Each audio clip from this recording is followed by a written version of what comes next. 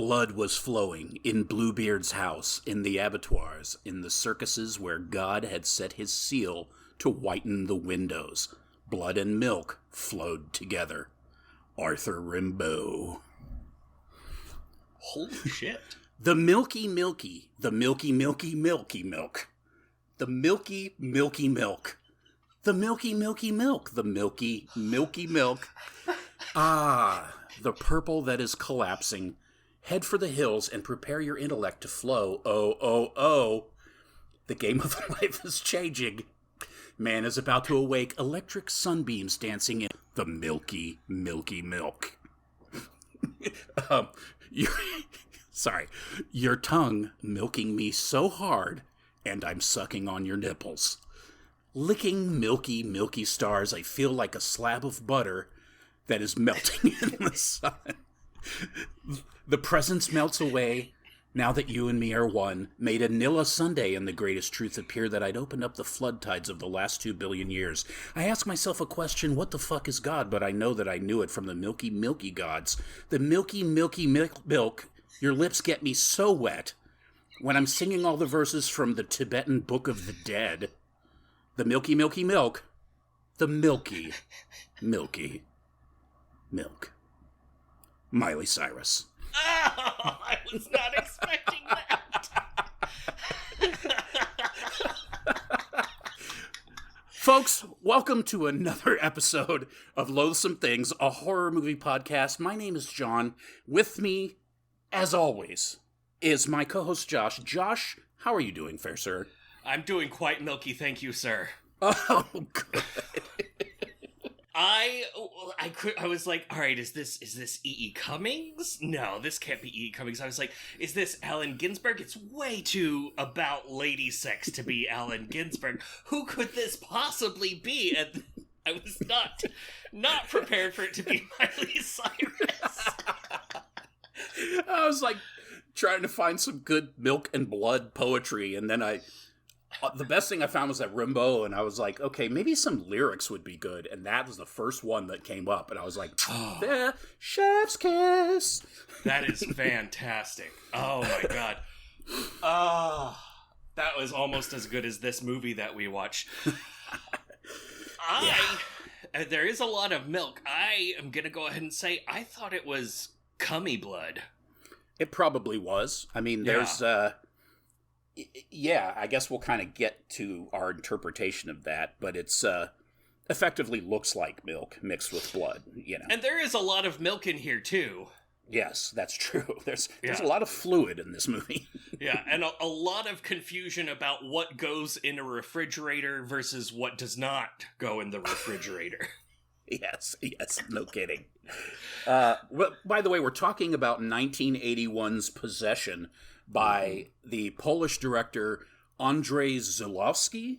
About as close as I'm going to get. Sure. Yeah. This is a semi-autobiographical film about a breakup of a marriage that he based in a lot of ways directly on the breakup of his own marriage. Apparently a lot of the dialogue in the beginning of the movie is taken straight out of his own life, which is terrifying. Wow. Yeah. What a shitty relationship. I know. So, yeah, it's just like a giant metaphor for bad love. Yeah, definitely not world politics, though. No, not at all. No, having the only British lady in here be named Marge, that can't represent anything. Not a thing. That it took place in Berlin and the wall might as well have been a character, not important. A really kind of funny character. Yes. Kind of like this movie's Monty Python character. Yeah, it was remarkable to me because I lived in Europe. I think we were out of there by 1979. I've never been to Berlin, but even in 1981, Berlin looked like a shithole. Yeah. It was just filthy. Like, it just looked like they had not bounced back from the war at all. No. Just built a wall and let everything go to shit. Yep. I don't know anything about the era. I don't know a whole bunch about the Cold War stuff. like, and all of the things surrounding it. I feel like this gave me more perspective on it than I had before. Like, everything in here is so drab and depressing. Just everything is concrete walls and plain white paint and plain white furniture, and everything has this grayish or bluish tint or hue depending on where you are. If you're in their apartment, it's this weird sterile white bluish environment. Outside, it's always fucking gray. Like the sun doesn't exist. There's a little scene at the end where you see some trees that are green, and you're just like, a color. There it is. Oh, we made it finally. Things are alive that aren't made of tumor. Yeah. And then there's her apartment where it's like all the dark brown wallpaper that's peeling and bubbling off. It's like, oh fuck, this is awesome. Yes, she's living inside David Lynch, apparently. Oh, very David Lynch. There are some bunnies with strange lighting and weirder dialogue. All the bunnies. Yeah.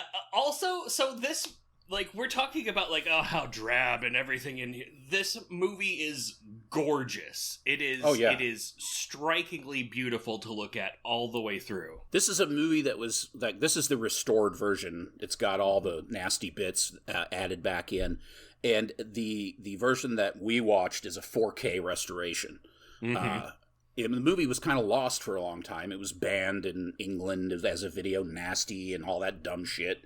It became a cult classic that, you know, you could find online if you were, you know, willing to pirate it. And that was about it. It was really kind of hard to get a hold of a decent copy of it. And then, you know, it kind of had this, there was like talk of it having a resurgence, being restored. And sure enough, Shudder put out the 4K, and it's fucking gorgeous. Yeah. Just gorgeous. Yeah. It is strikingly good looking. It's, damn. Yeah.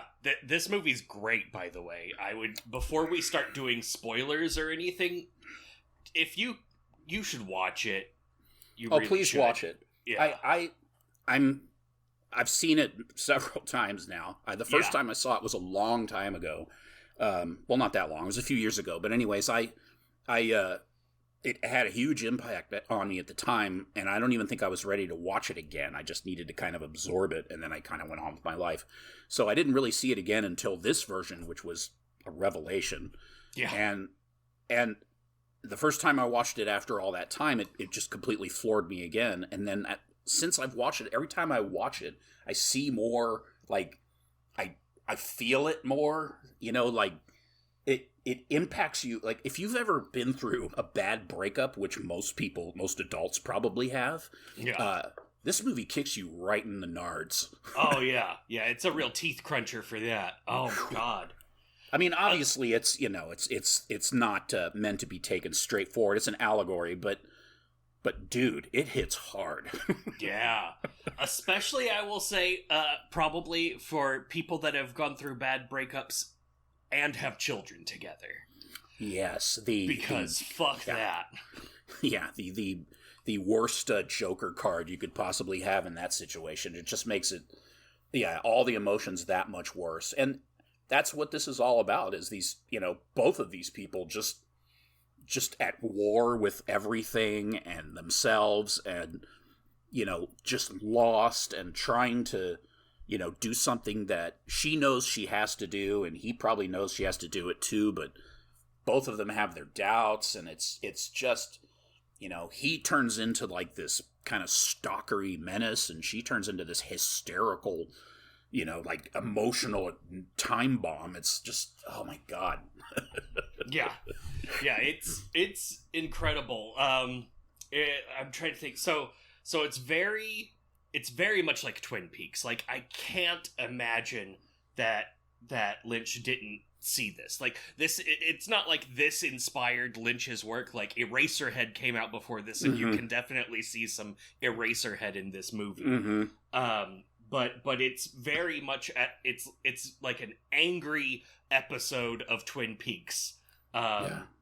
And if you enjoyed Darren Aronofsky's Mother, this movie will be great from you. This has that similar impact of uncertainty surrounding the reality of what you're seeing versus like how much of this is actually this story being told and how much of this is like symbolism for something else. Mm-hmm. This movie it has that same thing that Mother has going on, but this one stretches it out for a greater amount of the runtime, whereas with Mother it's like you've got that questioning and then at a certain point it just kind of flips into, oh wait, is this an allegory for something? Mm-hmm. Whereas with this one, by the end of the movie you're like, maybe it's an allegory or not.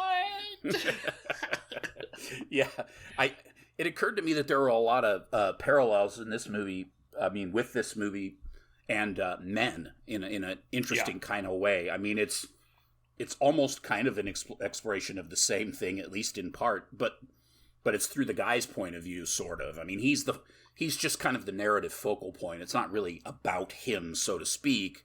It is, but I mean, not, it's just as much about, it's about breaking up, basically, is what it's about. Yeah. Told from a male perspective, mostly just because that's what the director knows. That's where he's coming from. But, yeah, wow, goddamn. Yeah. Yeah, goddamn this movie. This movie's fucking great, but I don't know how we're going to, this movie's very difficult to summarize. We're gonna try, but there's no way to summarize this movie in less time than it takes to watch the movie, because you can't really you have to watch this movie more than one time. I've watched this movie 4 times now and I'm still catching little things. Only on that 4th time did I catch the pink socks at the end. Mm-hmm. I was like, oh. And then I had to go back and watch all of the scenes with that guy again and be like, well, wait a minute, now this doesn't make any sense. Pink tie, pink socks. Oh god. But yeah, it's great. It's brutal. It's at times disgusting. It's very upsetting if you're susceptible to being upset seeing people with mental breakdowns being portrayed on screen. Then this one's very hard because you're seeing people going through a lot of hard emotional turmoil, and that manifesting itself into their actions and into their well-being. So that's rough. And it's got a lot of stuff. Also, some child endangerment. That's pretty upsetting right there at the end to just really squaw on the nards. Yeah, no kidding. Yeah, it's, yeah, exactly. It's got, there's definitely some stuff that is gonna be difficult for people to get through, lots of people. But at the same time, I mean, I think that it's, it doesn't use any of that stuff. It sounds ridiculous, but it doesn't really hit me as gratuitous. Yeah. It's hard to... Once you see the movie, you're going to be like, oh yeah, John, no, that wasn't gratuitous at all. But I really don't think it is. I think it's a guy who's telling a story as honestly as he's putting his pain into the story. He's not just telling some account, he's portraying how it feels, and that's obviously open for interpretation, but he's pretty clear on how he feels about it. Yeah. This movie is, it's going to be hard to do this, but let's are you ready to dive right on in? Yeah, I was going to say, yeah. I mean, it has a straight narrative. It has a narrative thread that you can follow. It's not one of those kinds of movies, but the problem is there really isn't a line in this movie that's out of place, and there's a lot of dialogue in this movie that is really essential. And I mean, short of reading the fucking script, it's like, just go watch the movie. Yeah. Please do watch the movie. We're going to spoil it, and there's a lot of really good things in here to spoil. This movie is packed with some goodness. Yeah. But it's really way better to see it than to hear 2 assholes talk about it for the first time. I mean, you got even the people, Isabelle Adjani is absolutely gorgeous. She's a French Amazing. Actress. Sam Neill, everybody knows Sam Neill. He's been around forever. Youngest people listening to this might know him from Jurassic Park franchise. He's the old scientist guy. Yeah, not Jeff Goldblum. No, not that one.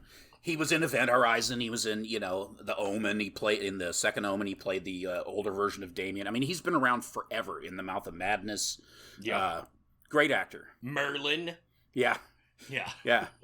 So, I mean, there's a lot of talent in just between those two. And they're familiar, which is part of what makes this movie so interesting is we know who these people are. And just seeing them, like, I mean, it's very actor-y in a lot of ways. Like, the gusto that they're going for, especially her, but she's tapping into something primal there. I mean, it may be the bravest performance I've ever seen of any actor. It's pretty intense. Yeah. Like, when I went into this thinking, oh man, Sam Neill's gonna, like, show up, and then I was just like, oh my god, Isabelle Adjani is amazing. Like, she steals the show. At times, it almost feels like this movie is about her and not about Sam Neill's character, but that's just because, like, she's just so good, and you're just, like, swept up in her That thing. scene where she's being filmed, and our POV is her looking at the camera, I was also like, she's looking at me. That scene was confusing too. I didn't catch the fact that he was watching a reel of film until, like, the second time I watched it. Me too. I was like, what's happening? Why is she making eye contact with the camera? This is weird. Ooh, this is creepy. Oh my god, what's happening? And now she's talking to me. The first time I watched the movie, it was just the emotional weight and the sheer, like, heft of the whole thing. Just taking it all in one. And then the more I've watched it, the more you really start to see that the method in it, like there's a lot going on, and it really actually makes a lot of sense. Like a lot of the stuff you see where you're just like, what the fuck is that? It's like, okay, actually I kind of get it now. Kind of. Yeah. Yeah. It's a good one. So yeah, go watch it, and then we're gonna dive in. We're gonna get through it, and then I'm sure gonna have a lot to say after we've summarized it. Right.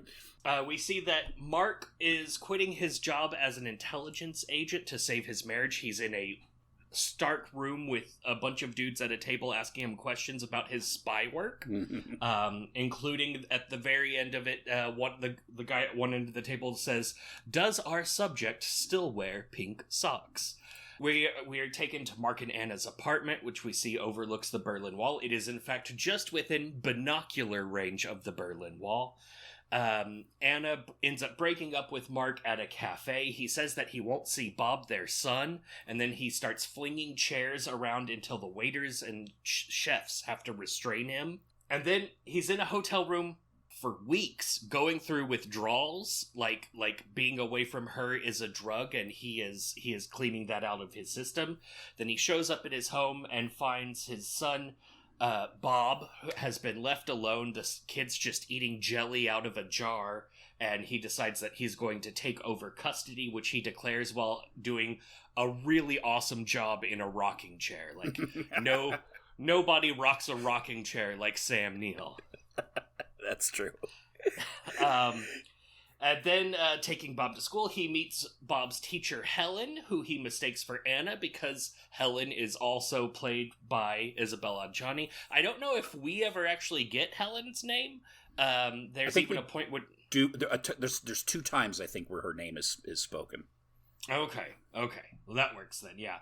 And then also in here, Mark finds out about...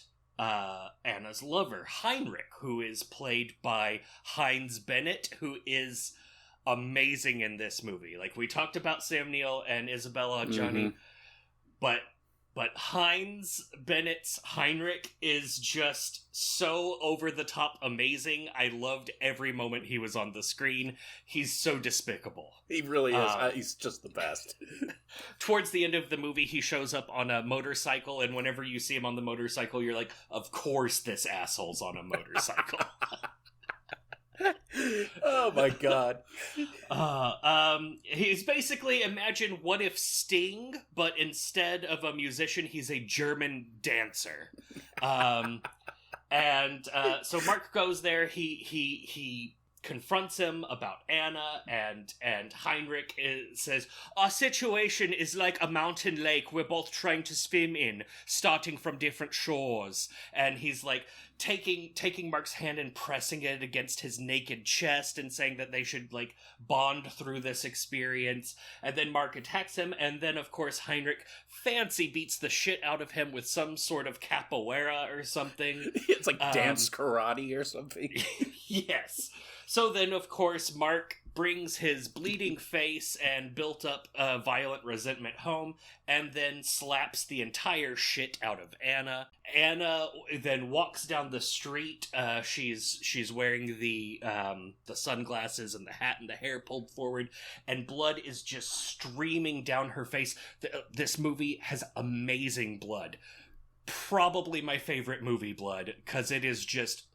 There's tons of it. It's snotty. It's stringy. It's chunky. It's so good. Movie blood. It's one of the few movies with movie blood where I wasn't thinking movie blood the whole time. Yes. I was like, ew, it looks like something bad broke inside you. That stuff is gross. Is that your liver? Oh my god. It's so viscous.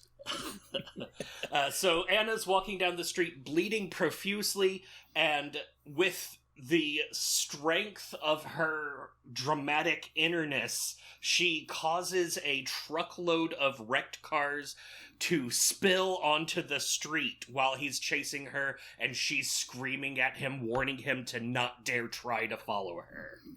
That's right. The wrecked car wrecks. It's amazing. Yes. Mark takes a little time to kick a soccer ball around with some kids, and then runs into Anna's pal Margit Gluckmeister. I forget her actual, like, Margit is like her like shortened version, whatever, it doesn't matter. She's got a broken leg. Great. She's wearing a weird cast. They have this weird discussion where she offers to watch Bob, and he's just seething with hatred for her. He just like... he is so great in this movie. I mean, like... He hates her so much. They both hate each other. I know, it's great.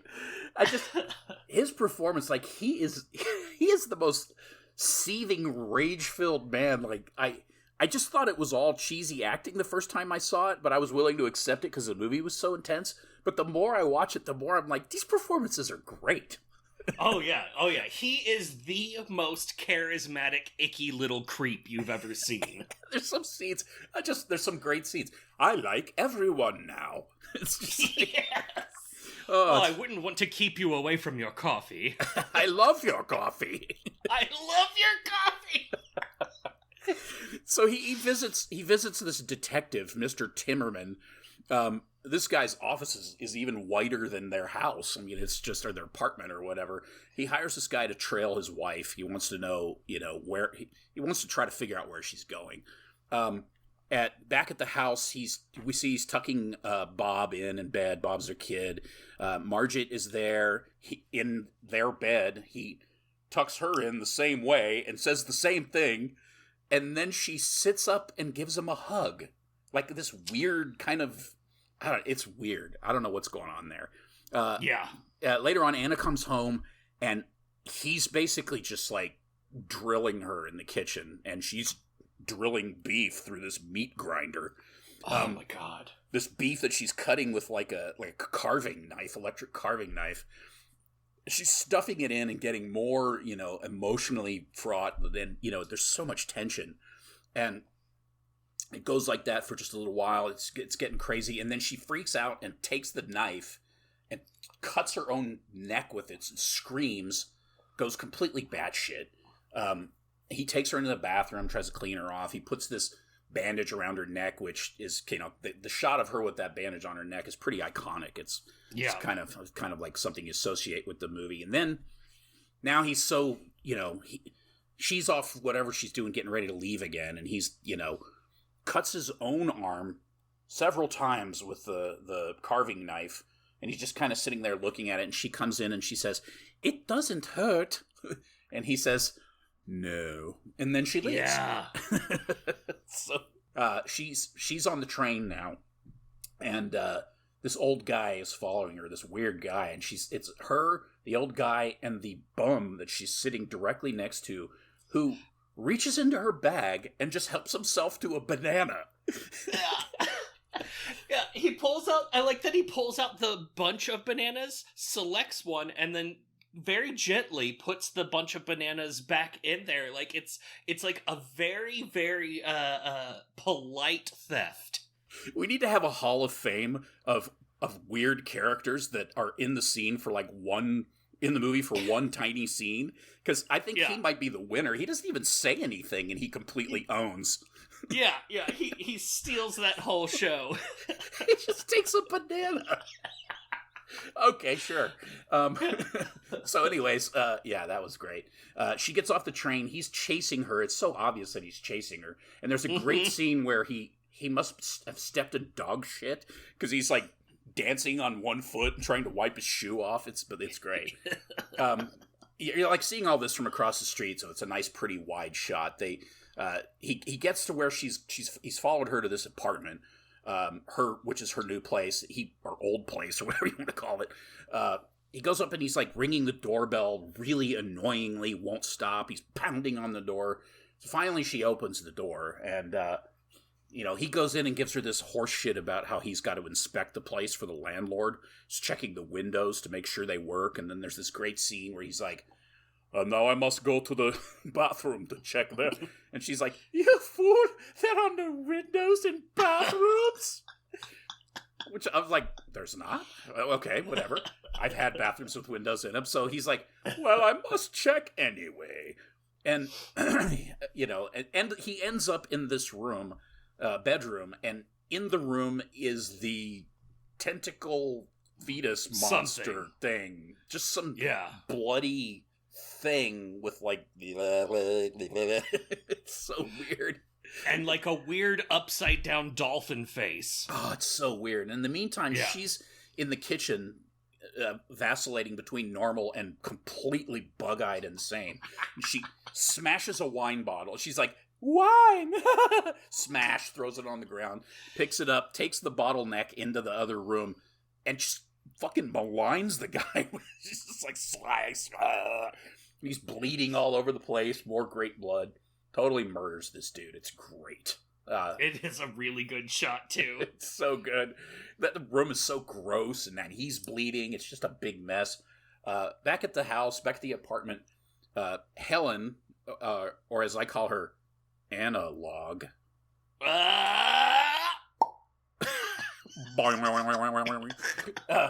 shows up with her green contact lenses, and she gives Bob a bath.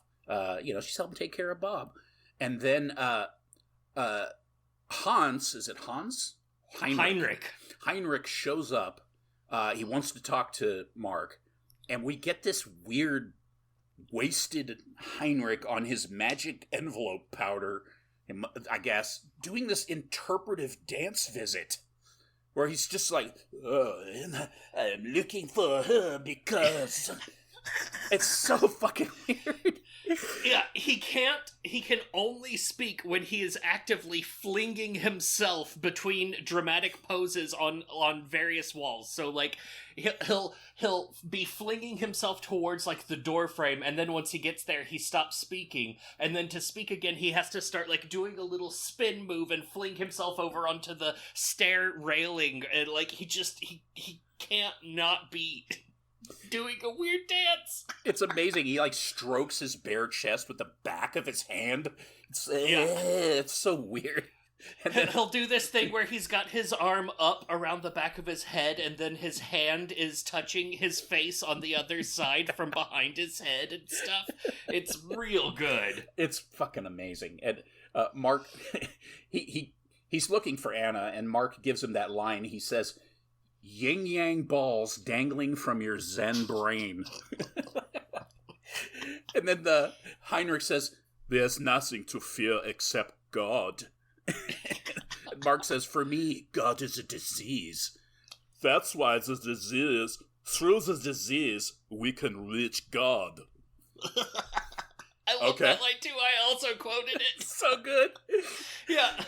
Oh my God. The teacher questions why Bob. Heinrich fucks off. Whatever. So the teacher is now Helen is questioning why Bob is very clearly fucking traumatized. I mean, why could he possibly be traumatized? Can't imagine why. Yeah.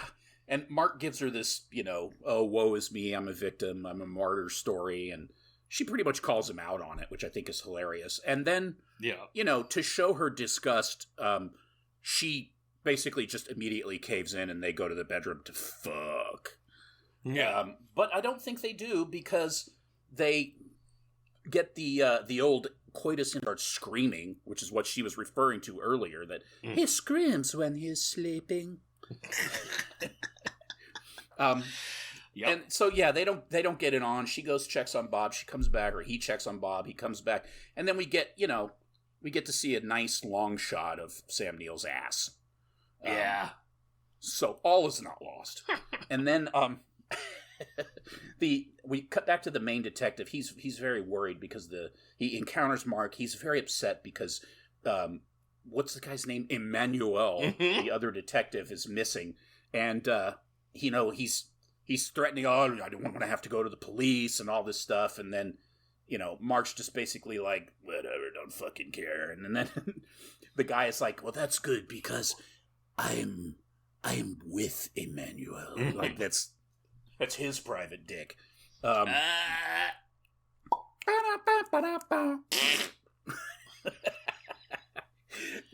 He goes and visits Anna in her new spot. Shit gets really weird. She sends him into the other room to see the gore thing, which we'll get into that. And then we see that milk, blood, jizz, Andres Serrano style jizz blood puddle on the floor spreading out from the edge of the bed. It's so good. It's gross, so but it's good. It's just so good. It's so visceral. It's disgusting. It's just pooling at the foot of the bed and then cascading down the sheets onto the floor where it pools further, and it's... Oh, man. Wow. I think it's... you always hear in movies that, blood is a metaphor for this, and semen is obviously a metaphor for that, and, but you never really feel that. But in this movie, that's what that stuff is. Mm-hmm. It's just life and birth and, like, all of those things just leaking out everywhere, out of control. It's really effective.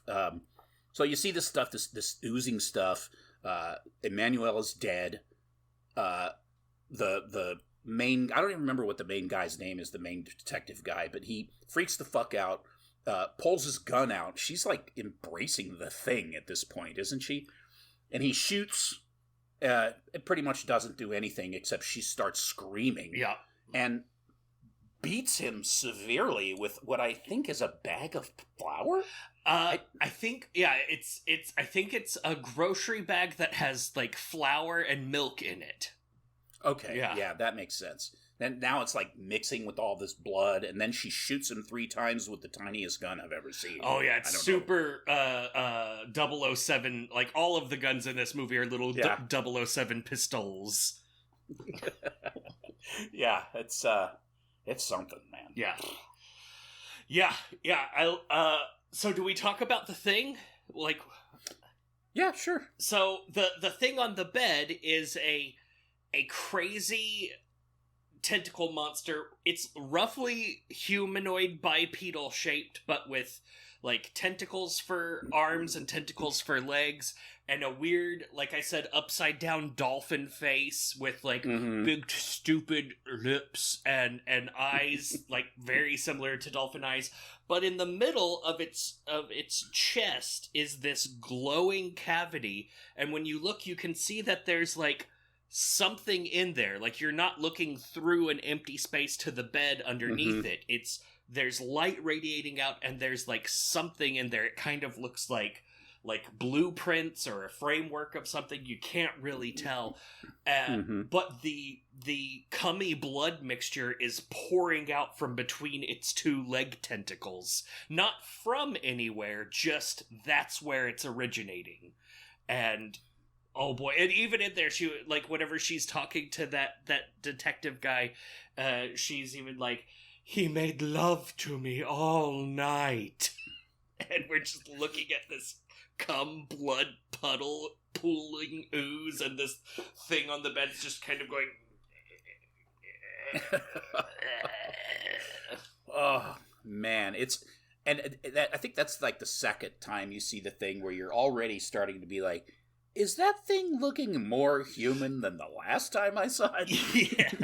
Yeah, the first time we saw it was whenever the obvious follow guy gets killed, but we just see it for a second. It's like up against the wall. It almost blends into the That's wallpaper, right. But now we get a much better look at it, and boy, is it great. It is fantastic. The effects are done by a guy named Carlo Rambaldi. That dude's apparently just a genius. Wow, yeah. I want to find out. I need to watch more by this director, and I need to watch more things that has that guy in it. I know. Yeah. Fuck yeah. At this point, Mark comes home. He finds a package on his doorstep. It is a film reel. He puts it into his projector, which everyone just had in Europe at this time. And it is a video of Anna teaching ballet to children, and whenever the scene starts off, we see him in a room rocking in a rocking chair while watching this film, and then it just turns into us being in that room from the perspective of the camera, the same perspective that Mark was seeing through.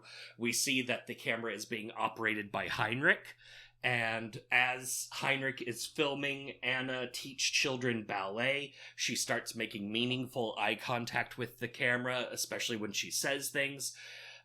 And then the camera zooms in because one of the girls is not stretching her ballet leg up high enough and not getting her hips into a horrifically contorted position right. And so Anna goes up behind her, grabs her by the leg, and starts twisting her into pain. And the camera zooms in where we're seeing Anna's face and this little girl's face, and she's making eye contact with the camera as the girl is screaming in agony, and then those agonized screams start to take on a sexual tone while Anna is making eye contact with the camera, and then she leaves the girl behind and moves on to other girls to teach them things, and then the girl is just still freaking out and freaking out and freaking out and gets upset and runs away, and then Anna begins her little soliloquy of nonsense where she starts saying very strange things to the girls and like how she wished she knew these very strange things when she was young and how great that would be. And then more stuff about saints and the different saints of virtues and angels and things like that, which Marge had mentioned earlier in the movie, something about being a saint of something and her leg was broken. Oh, that's right. And then we come back to Anna and Mark arguing. We see that Mark is more understanding now. He's starting to talk about things like, oh, it must have been so hard for you because when you were here, you wanted to be there with him. But then when you were there with him, you wanted to be here. And he starts being like, this whole situation must have really sucked for you. Meanwhile, Anna is just freaking out and trying to rip her own hands off, or what looks like it. Also, here it's worth noting that she hasn't changed her clothes for the entire movie, and so it's just a sequence of food stains and sweat stains, and it's just the cloth is getting darker and darker in different places. It's very unpleasant and sweaty looking. It really is. And then Anna and Mark are having their conversation. She starts soliloquying again and looking into the camera like before in the scene, but now we're in a situation with Mark where it's not him watching the film reel, so the camera shouldn't be there. So that starts to mess with our understanding of the timeline and mess with our understanding of the reality of the situation. Then Anna goes to church and rubs her groceries into her groin while groaning while looking up at a crucifix, and then heads down to the subway tunnel for a masterpiece scene. It is a 3-minute long solo scene of her alone in a subway tunnel freaking out. She, again, grocery bag full of milk and eggs, and she flings it around. You see the milk cascading along the walls, eggs shattering everywhere, and she's just freaking out. Sometimes she's just having like weird body contortions. Other times it's like she's at a metal show and is headbanging real righteously and just screaming and convulsing, and it all like crescendos up into this point with her squatting down on the ground and then just like exhausting herself. And as she's exhausting herself, the same cummy blood mixture starts oozing out of her ears and her mouth, and possibly also from out between her legs, and it just starts pooling in the ground around her, mixing in with the gross green yellow just floor liquid that apparently exists here. I here. don't know what that was. It was not good. It looks like someone's car had been leaking for 1,000 years. It's those strain noises. She's and her eyes are all red. That was intense. It was amazing. I loved that. I feel like you've shown that scene to me before. Like, I feel like maybe once you sent me the YouTube video of it or something, because I was like, I've seen this, but I've never seen this movie. Yeah, it could be. It's crazy that scene is 3 minutes, because that scene is everything. Yeah, I went back and I timed it. I was like, I need to know how much time just elapsed in my experience, because it eats you in. God, that's amazing. Mark tells Heinrich where Anna's new place is, so Heinrich shows up there. He's got an envelope full of drugs for them to fuck about. But then he finds the body parts of the detective in the refrigerator, makes eye contact with the upside-down dolphin-headed tentacle monster, begins freaking out, and then Anna stabs him just once, just one really good poke in the shoulder with some scissors, and he runs away. He calls Mark. Mark is very excited about all of this. He meets Heinrich at a bar, and Heinrich is just still bleeding. He doesn't go to a hospital or anything. No, he goes to a bar to meet Mark while he's still, like, actively bleeding. And Mark hatches a scheme with a Converse sneaker. He clogs up a toilet with a Converse sneaker, grabs... And a feather. And a feather, yeah. Yeah, both out of the same trash can. He looks at this trash can and there's a sneaker and a feather, and he grabs them both, and he's like, ha ha ha, I am MacGyver. So I'm a spy. He clogs up the toilet, fills it to the brim with water, and then tickles his throat with the feather to make himself have puke noises, and gets Heinrich to come in there and help him. He was like, help me, Heinrich. And Heinrich's like, I'm the one who stabbed. I should not be helping other people. And then he comes in there, and Mark just clobbers him over the head with the porcelain top of the toilet tank. Just bam, real good. And then drowns him in the toilet water and leaves. Oh, it's amazing when he flushes it that time when his head's down in there and all the like disgusting water and blood comes up, and that dude has really got his head in that disgusting fucking toilet. It's man. So good.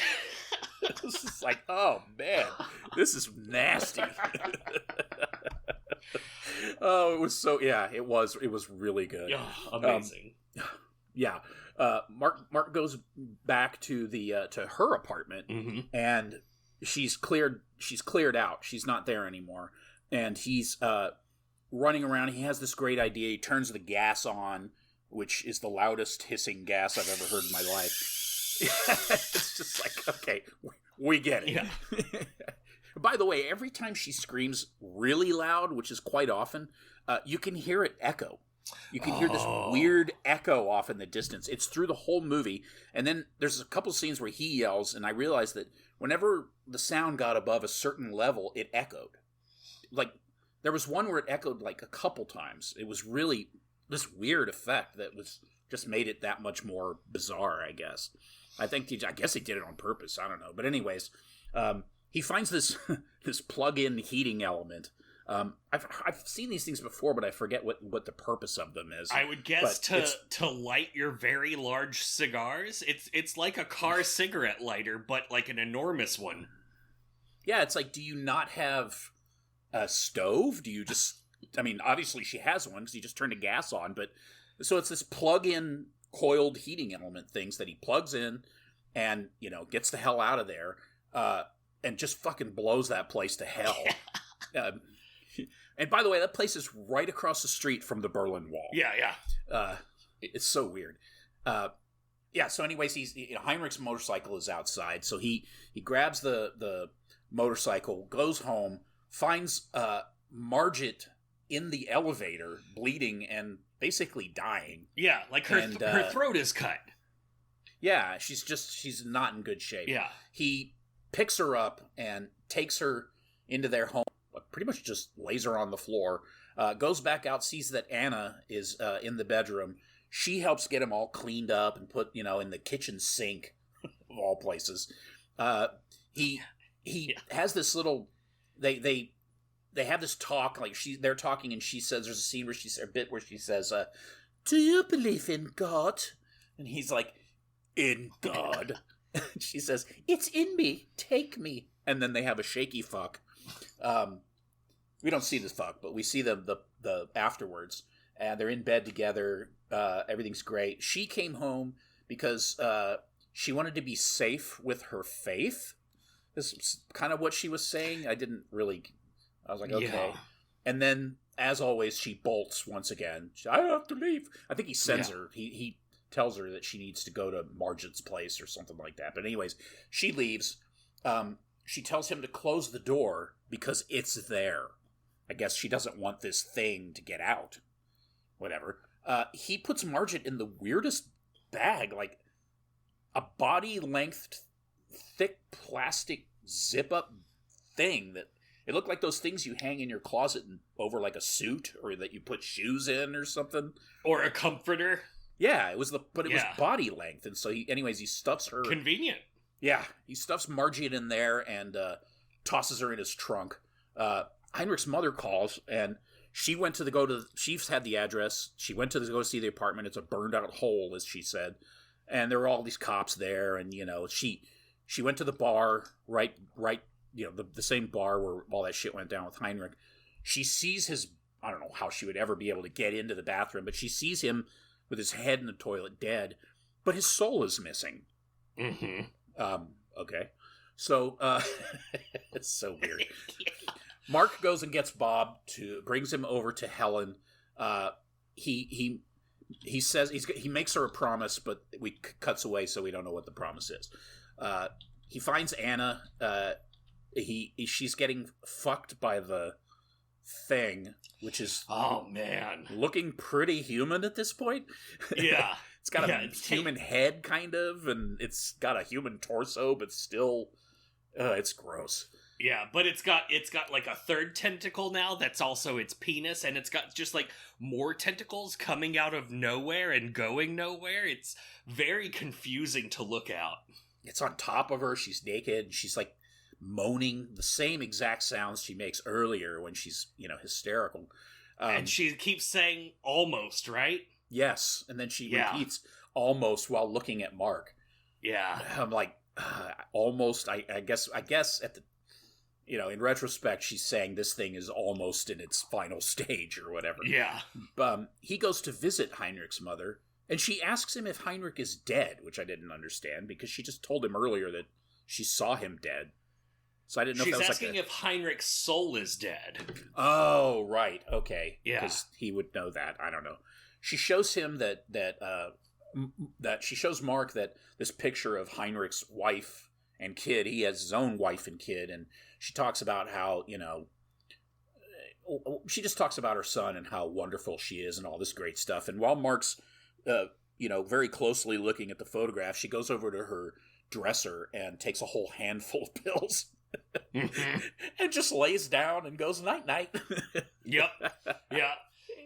Right in front of him. It's weird because, we haven't mentioned Heinrich's mom, but she's been talked about all throughout the movie. Anytime we talk about Heinrich, mm-hmm. The first time he calls Heinrich, it's his mom that answers. He lives with his mom. She's always there. She's there every time Anna's been there. They've been fucking basically in front of Heinrich's mom. Pretty much. And she loves Anna. She mm-hmm. misses Anna. Mm-hmm. And he's had several conversations with her. It's very strange. It's really weird, and she's actually kind of a cool lady. I mean, she's pretty open-minded for somebody who's really old and would have been born in the late 1800s or something. But anyways, yeah, that whole scene was weird. So she commits suicide and he leaves. We're back at the wall. Mark is. We see he's at the wall. He's looking. It's just some beautiful shots of like a guard tower or something like that.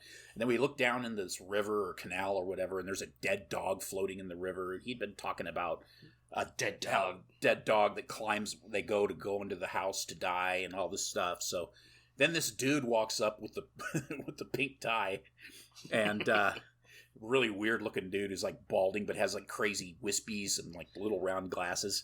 And he's asking him, some spy shit. And Mark gives this line, which I thought was fucking great. I met a man who loved everything, and he died in a flood of shit. And then we get the coolest, like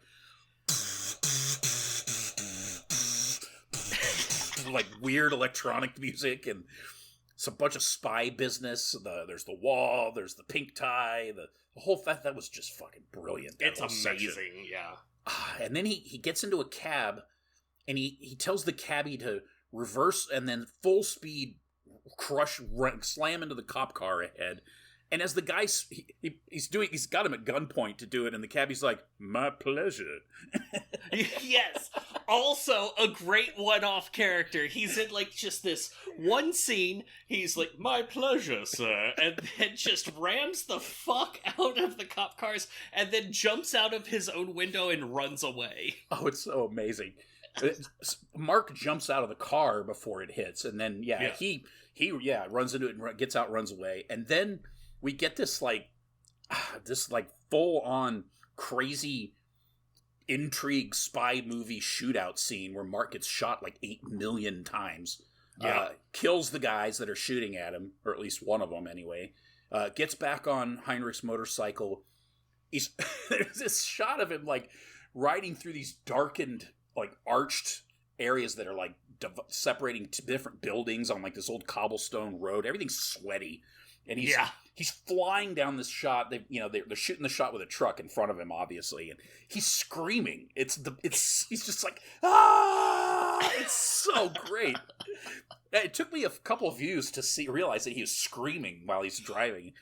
And he pulls into this parking lot and does the slide fall and wrecks the motorcycle and gets up, and he's just head to toe covered in blood. Like one whole side of his body is just red. Yeah, the dude is fucked up. He got shot a bunch of times. We never will find out why. Yeah. We have an idea of why, but, like, it wasn't important for him to have rammed those cop cars or to shoot those cop guys. But, whatever. It just adds this weird level to it. Like, which is weird is that his real life is that crazy shit. So he gets to it's their apartment building, and he's crawling up the stairs. It's as I described it, it was the worst staircase ever. It's like this enormous spiral staircase that has this massive void in the middle because it's a spiral staircase. And it's a beautiful staircase, but if you're dying, it's not the way to go. Yeah. I love how much blood is on the stairs, and we see it like it's just like a spiral of blood going up like 10 stories. It's great. It really is great. I don't even know if it is his apartment. I think it's just a apartment building, isn't it? I really have no idea, because then what happens is very confusing. Yeah, she shows up, and we get this great camera shot down the stairs with his blood trailing down, as you had said. She's coming up the stairs. You see somebody coming with her, and she comes all the way up the stairs. She finally meets up with him, and wow. It's Anna and what I called Miscarriage Mark. Yes. It's the Thing now has turned into another version of Mark with these weird black eyes. Mm-hmm. And it's Sam Neill, but it doesn't look like it. It kind of looks like him, but it doesn't look like him. And it's just him pulling a face. That's all it is. Yeah, I'm sure they did some makeup to make him look like... Yeah, because there's, like, no contours on his face. It's kind of like a face glove, but not enough that it... Like, he's obviously not wearing a mask. It's just... It's fucking great. It's like they found an actor that looks a lot like him, but is just slightly off, and gave the guy black contact lenses, and it's so fucking creepy, and he's just like... He's so happy He's about so happy. everything. And just blank-faced but happy. Oh, it's fucking crazy. It's just like, wow, this is cool. How did you find me? He's all like, trying to get her to leave, and it's fucking crazy. He pulls the gun out. He tries to shoot the thing, but before he can shoot the thing, a hail of bullets flies up from the downstairs lobby and somehow magically just fills them both with bullets. Other Mark is fine. Yeah. Other Mark did not take a single bullet, or if he did, he's just bulletproof. So now they're his clothes. Like, it's just, the bullets just did not come his way. He's still just standing there. And they're on the ground dying. It's, it's just ridiculous. He's essentially unconscious, but he's not really moving. She's crawling on him, and it's just horrible. And she takes the gun. Oh my god. Oh, and she's laying on top of him. She takes the gun, reaches around behind her, and points the gun at her lower spine, and shoots herself, and then does this like last gasp thing. It is really intense. Yeah, and she's holding the gun with both hands behind her back, right, pointing at her spine, and arching her like back up and head up so that she's like screaming as high up as her face can point while pointing the gun at her own back with both hands. It is one of the best things I've ever seen. I've never seen a portrayal of a suicide shot in that way. That was unique. Yeah, that was something else.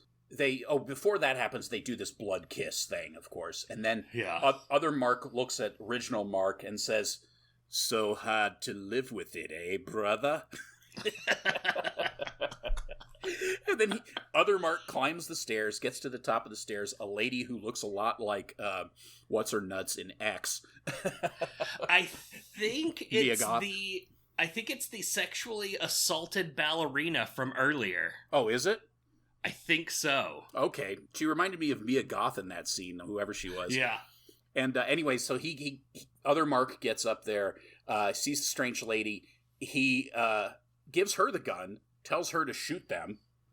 So she shoots them, and then he basically has her give him a boost, so he can climb up on top of this door that's open.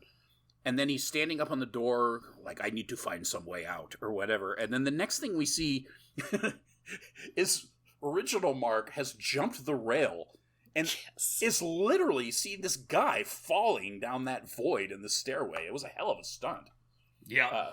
I mean, they went further down to shoot it, but still, it looked really good. Yeah. And he did not go head first into the ground like they did in Curse of Frankenstein, but that's... Jesus! That's okay. So I guess Mark is now finally dead. Back at Mark and Anna's place, Helen is now there. She's there. She's with Bob. The doorbell's ringing, and Bob is, "Don't open! Don't open! Don't open! Don't open!" It's like, oh my god. Don't open it, please. Please just don't open it. She says, "But I want to." And she goes to the door, and he freaks the fuck out and dives face first into a tub of water and drowns himself in the bathtub, face down. She gets to the door, and before she opens the door, which is made of glass, there's a glass panel in it, we hear an air raid, essentially, like a war flashback. We hear the planes flying by, bombs falling, crazy piano music. Through the glass on the other side is other Mark, who's all, like miming, trying to get through the glass. She turns to the camera, gives us the craziest look, and the movie is fucking over. Damn. That ending was amazing. that was oh my god, so good. And there's so much that we missed, like so much that we left out. Yeah. It's impossible. Like, even the thing with Bob drowning himself, like, there's an earlier scene where we see whenever Mark is giving his son a bath, and the kid is holding his breath, and he's like, "How long did I hold my breath for that time?" And he was like, a really long time. It's super great. I couldn't do it. Bye. It's such a terrible parent. Yeah. At that last scene at the stairs, we see that one of the people that had been shooting up at them had been that spy guy, and we see, like, he fucks with the cuff, and we see that he's wearing pink socks. But he's also a guy, he was at the table at the beginning of the movie when the guy asked, "Does our subject still wear pink socks?" He's the guy at the other end. So reality is completely out the window for this movie. Everything's bonkers. It's all flipped around, and it threw itself, and back. It's crazy. I love it. Oh, it's so good. It is so enthralling to watch. It's the movie itself is crazy. It messes with your ability to reason with what's going on. So if you're the kind of person that watches a movie, and when you're watching the movie you turn to the people around you and ask things like, "What does that mean? Why did they do that?" You're going to have a bad time watching this movie. It's going to be tough. Yeah, it's not it's not for everyone. It may not be an entry-level movie. No. This is some advanced film, but it is gorgeous. If you can hang, it is quite an experience. It's a lifetime kind of movie. You watch it at this point in your life, and then you go back and you watch it at this point of your life, and you measure it up against your own experiences, and it means different things every time you see it. It's fucking genius. Yeah. I have no idea what it means. I didn't really either, and so I read some stuff because I was curious, and people always kind of, sometimes you get ideas that sound, oh, okay, that sounds cool, and other ideas that sound a little shoehorned, but there was a lot of stuff about how, the other Mark is supposed to be some sort of representation of the toxicity of a bad marriage, and that she's created this idealized image in her mind of the way Mark could be or was or should be, and that's what this thing is. It becomes that thing, and to other people it's hideous, and they think she's crazy. How could she ever possibly love something so horrible?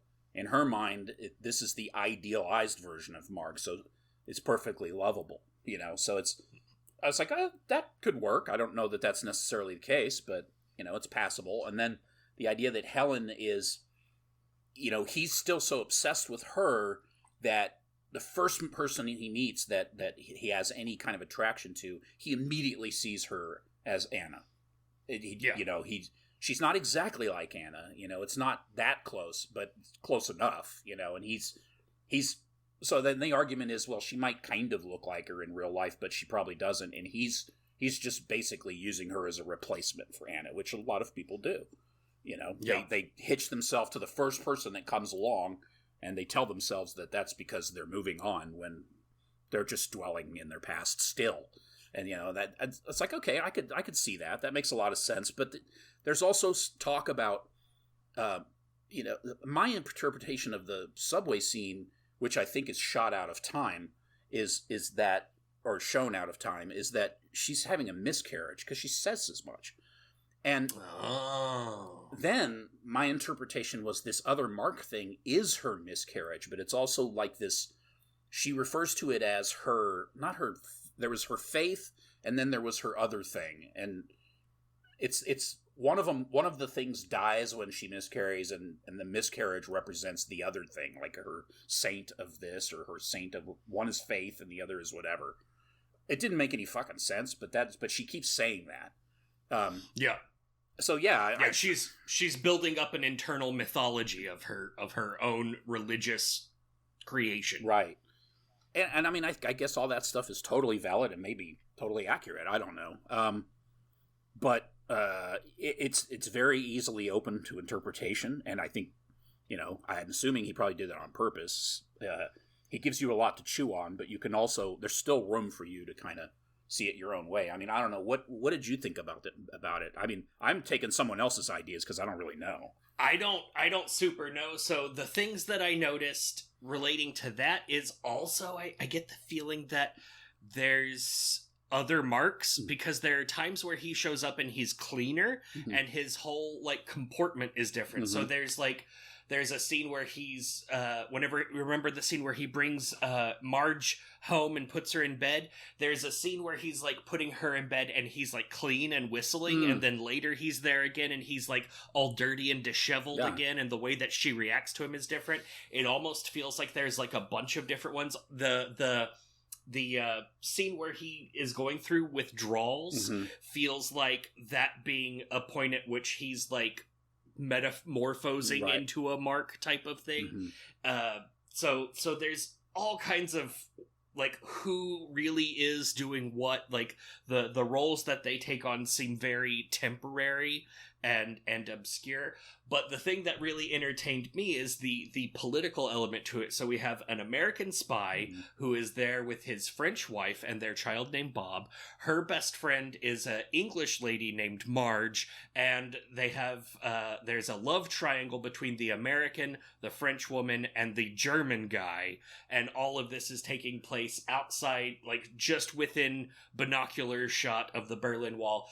And this movie was filmed when the director was in artistic exile from Poland. He actually was in the middle of filming a movie in Poland when the Communist Party of Poland said, "No, stop, you are not allowed to make movies anymore." Oh, wow. So he got the fuck out of there, moved to the rest of Europe, specifically the rest of Europe, and started making movies there. So this movie actually got made in between the beginning and end of filming one of his other movies, because then once Poland reliberalized, they allowed him to come back and finish making his movie. Wow. But so there's all kinds of political stuff. So I think part of it is that personal relationship element, but also like his own ideas of like the political situation going on, and you know, just like his own ideas. I think that's why this movie defies full analysis, is because this is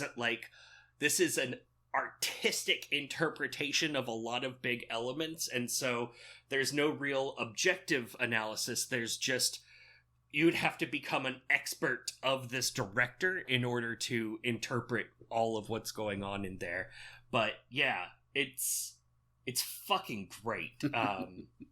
It's very, very Lynchian, very Cronenberg. Like it's very much like The Brood, which also came out before this. Wow. Yeah.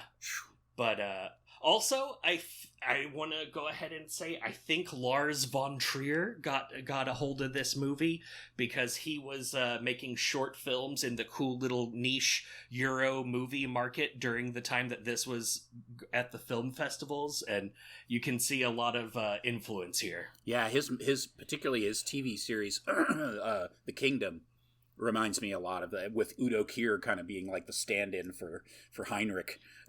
Yeah. Which, by the way, there's a whole second series of that's come out apparently just that last year. Oh, cool. Which is crazy. I don't even think Von Trier made it. Maybe he did. I don't know, but I need to watch it. It's like exclusive to one of the niche films streaming services like Fandor or something. They made it.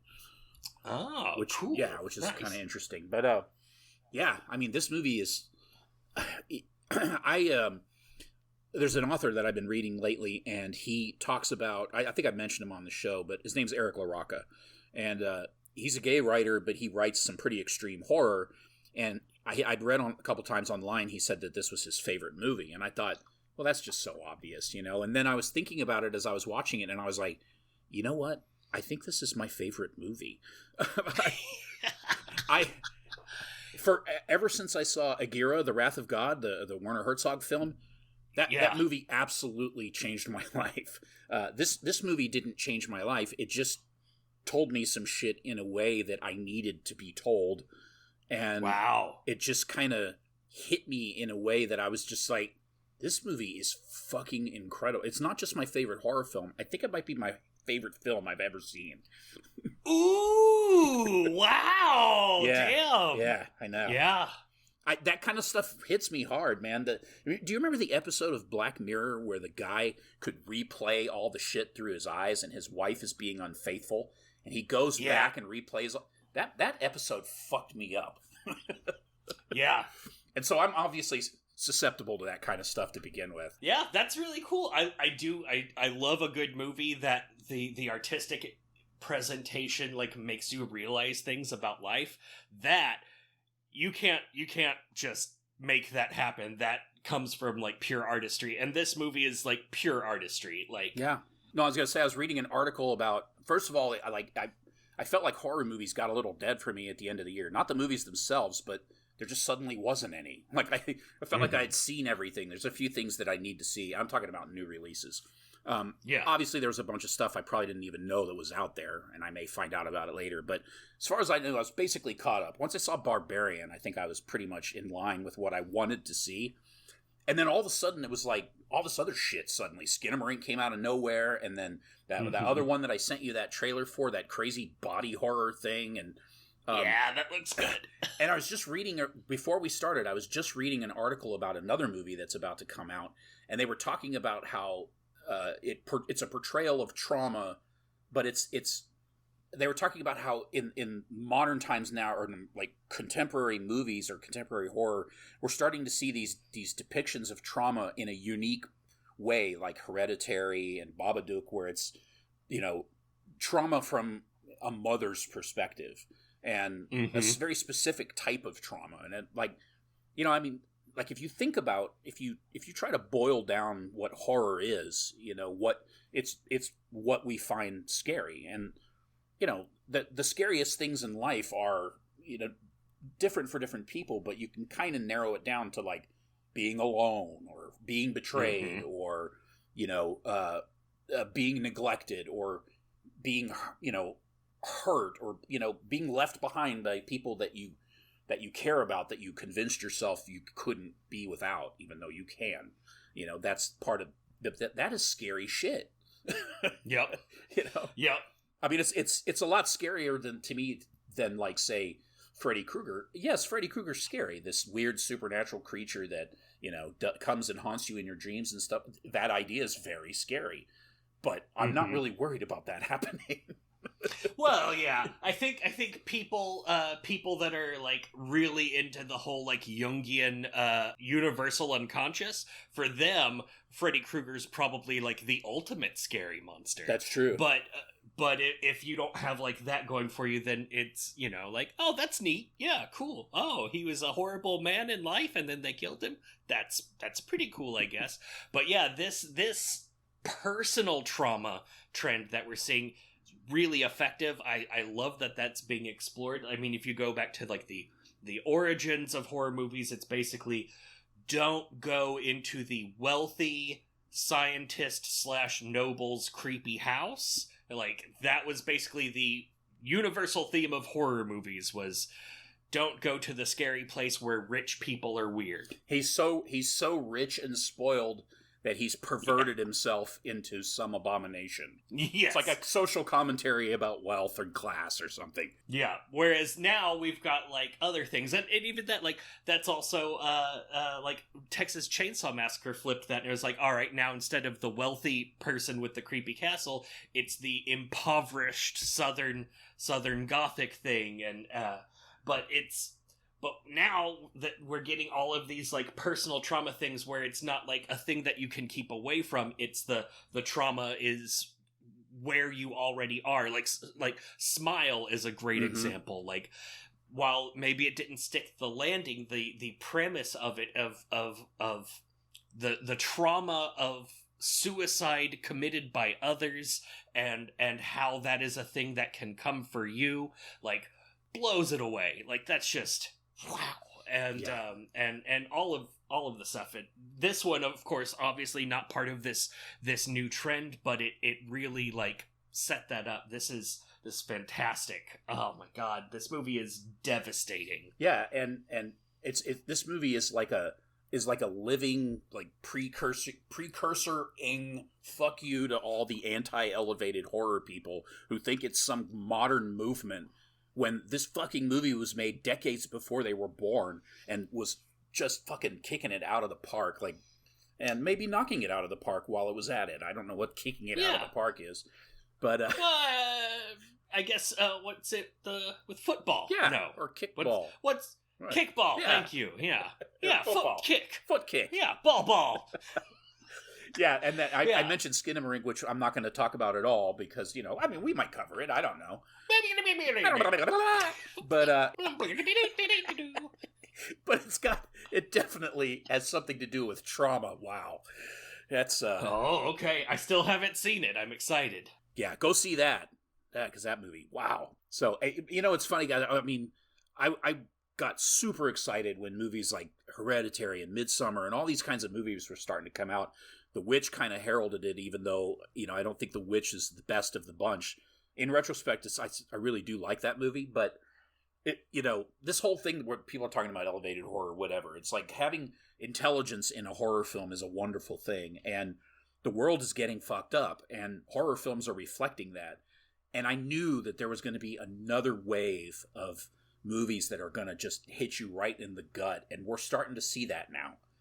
And, you know, after post-pandemic and all this Ukraine and all the crazy shit that we're going through right now, the fucking clock is like seconds before midnight now. And, yeah, you know, and I'm like, this is going to make for some good horror movies.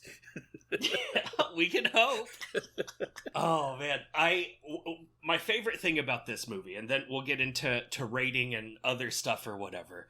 I love that we're seeing them go completely crazy because of the breakup. Like, we're seeing their obsession with things. We're seeing how it's like leaving their child is like an afterthought of the whole thing, and their like incapacity to cope with their own lives. Like, there's this great scene where she's trying to grab everything that she needs to take with her, and she's just doing armfuls of stuff from every surface, but everything that she's grabbing is then just falling out of the bottom of her grasp, and by the end of the movie, everything in their house is on the floor, and everything's just a mess, and all of the cupboards are empty, the countertops are just strewn with meat and carving knives, and it's... But part of the experience of it is that the movie itself is impossible to it's like a crazy experience of watching the movie. Like, you get a taste of that insanity, that obsessive feeling by the way that the camera is focusing on things, that it lingers on things.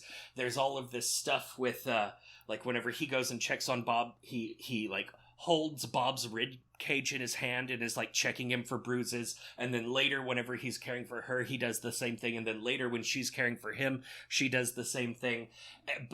And so we're getting our own internal mythology building of what does this even mean, while we're unable to contend with what we're seeing. And that the film, the way it's shot, is emulating the experience of what they're going through in its portrayal of what they're going through. And that is just one of the most remarkable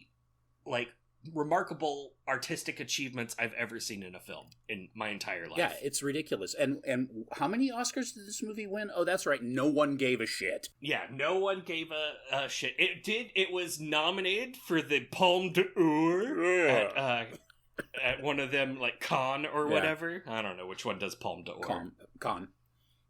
Okay, good. And it got nominated. I think it also like won an award for best movie poster. Wow, that's okay. That's cool. Like, I mean, it is a cool poster. Yeah, that's good. It's a good poster. But I mean, obviously, this is a movie that is. I mean, I guess in a certain respect, to be fair, this is one of those movies that, at the time when it came out, the U.S. was still really maybe too young to even appreciate a movie like this on a large scale. You know, we're seeing that's true. Now we've been through some serious shit. We're starting to, you know, I think people are starting to be able to understand a movie like that a little bit more. In Europe, I mean, they just came out of a fucking war 20 years before this thing was made, or 30 or whatever. Well, about 25, and that stuff was still fresh in their minds. So that's you couldn't make a movie in Europe, probably Western Europe back then, without having it influence you in some way, whether you could tell by watching it or not. I mean, it's just that was your whole existence was, am I going to make it till tomorrow? Yeah, you know.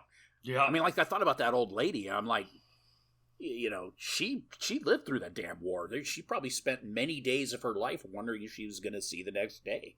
Yeah. And now she's playing Heinrich's mom. Probably both wars. Like, that lady probably remembered when the troops went off and were supposed to come back before Christmas and then didn't. Yeah, it's, history can fuck you up.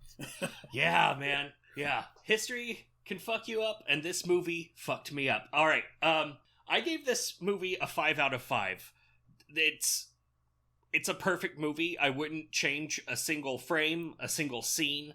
It's hard to recommend to just anyone. You'd really have to know who you were talking to before recommending it to them. But for hardcore horror fans, for fans of cinema and artistry, I would even argue that fans of poetry, this movie's hard to beat. It's really one of the best movies I've ever seen in my life. Yeah, it's a phenomenal film. I also gave it a 5. There's nothing lacking in it for me at all. I wish there were more movies that were this perfect, from start to finish. But I can tell you that pretty much all the ones I feel that way about were made in the 70s. And Werner Herzog probably made 5 of them. Because that guy, oh my God, Fitzcarraldo, Aguirre, even Nosferatu with Isabelle Adjani I like, even though it's not his best. I mean, God, it just goes on and on. He's ridiculous. But this movie is fantastic. I love it so much. Yeah. John, let me stop you right there. You said Nosferatu, and we do this thing where we do 3 movies in a row, where it's the original and then 2 remakes. Mm-hmm. Did you see about the new Nosferatu remake in the works? Is that real? Yeah. It is, right? Because they're talking about using Willem Dafoe, aren't they? Yeah. Willem Dafoe has officially joined on for Robert Eggers' Nosferatu remake. Yeah. I thought that was fake because they were making fun of the fact that he played Max Schreck, who plays the original Nosferatu. Yeah. But it's perfect. I mean, it's perfect. Yeah. And the guy that directed The Vivitch was gonna direct this. So when that comes out, we might have to do the original Nosferatu, and then of course the Klaus Kinski Nosferatu with Adjani, and then of course the Robert Eggers. That would be a really good 1, 2, 3. Yeah, and we'll just ignore the fact that there's a Nosferatu made by Joe Hill. It's What is this weird Polar Express bullshit? Yes. Fuck that entirely. Oh man. Oh yeah. So yeah, that was. I was excited whenever I saw the Willem Dafoe in Robert Eggers' Nosferatu. Yeah, we won't mention the Joe Hill vehicle. No. Oh, I'm so glad that that's really happening. That sounds really cool. Oh, by the way, okay, couple things. Carlo Rambaldi is one of the guys that made E.T. the creature. Oh, okay, nice. Yeah, he worked on Mario Bava films. That's not a surprise coming from Italy. He worked on Deep Red. He worked on Alien Evolution. Yeah, he did some Silver Bullet stuff, Conan the Destroyer. So nice. He's a heavyweight. Yeah. In fact, he's won 3 Oscars.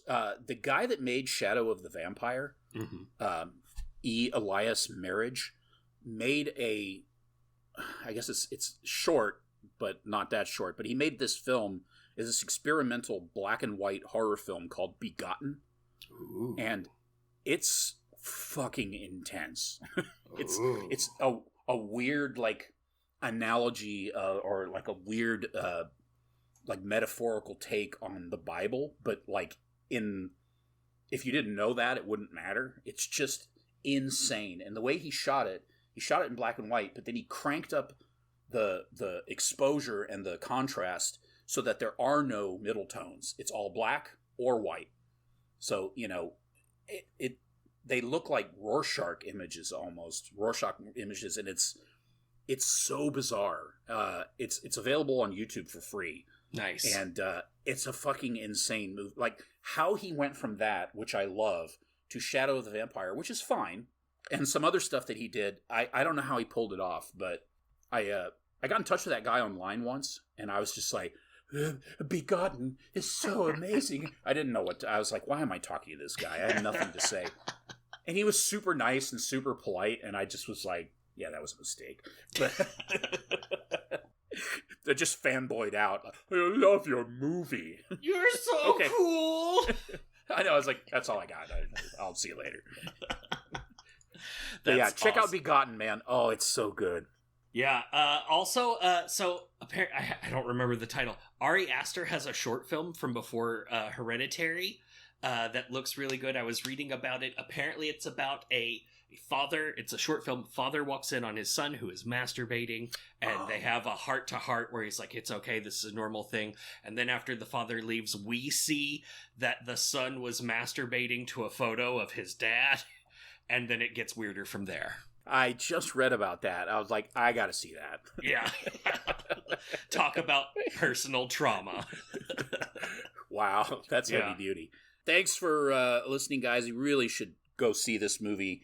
I mean, obviously, if you've gotten to this point, you've already heard the episode first, but for God's sake, go see the movie. Yeah, watch the movie and let us know what your interpretation of the things was. That would be interesting because we're two guys that definitely aren't just like-minded on a lot of things, and you are maybe another guy and definitely don't just share our same likedness of stuff. So tell us what you think about it, and go watch other horror movies. Tell us what you thought of those other horror movies. Tell us what horror movies you're excited about that aren't out yet, or don't.